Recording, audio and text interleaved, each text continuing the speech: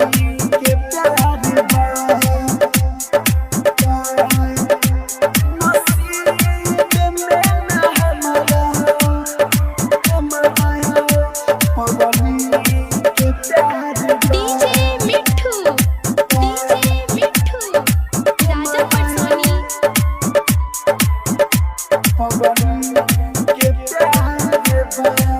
शिकायते नया पना दिल से तनिको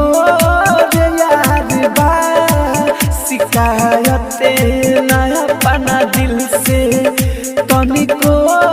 रे याद बा नसीब में ना हमारा पगली के प्यार बा शिकायते नया पना दिल से तनिको रे याद बा नसीब में ना हमारा पगली के प्यार बा नसीब में ना हमारा पगली के प्यार बा mix by AG recording studio के प्यार बा नसीब में ना हमारा पगली के प्यार डीजे मिठू राजा पटसोनी नसीब में ना हमारा पगली के प्यार बा बचपन मेरा ही सुन ले हम एगो कहानी के बचपन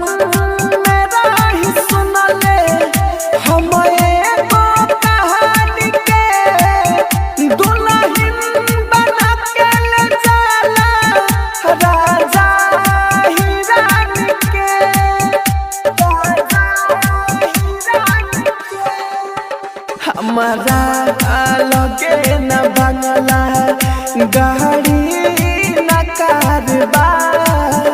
हमारा लगे न बंगला गाड़ी न कारबा नसीब में ना हमारा पगली के प्यार बा नसीब में ना हमारा पगली के प्यार बा आप सुन रहे हैं एजी एंटरटेनमेंट की धमाकेदार प्रस्तुति नसीब में ना हमारा पगली के प्यार डीजे मिठू राजा पटसोनी नसीब में ना हमारा पगली के प्यार बा जब से दिया भइल अखिया से अलतारे जब से दिया भइल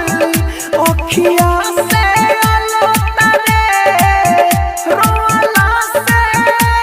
दर्दिया नहीं पाता रे नहीं पाता रे कृष्णा बसंत राहुल भइल लाचार बा कृष्णा बसंत राहुल भइल लाचार बा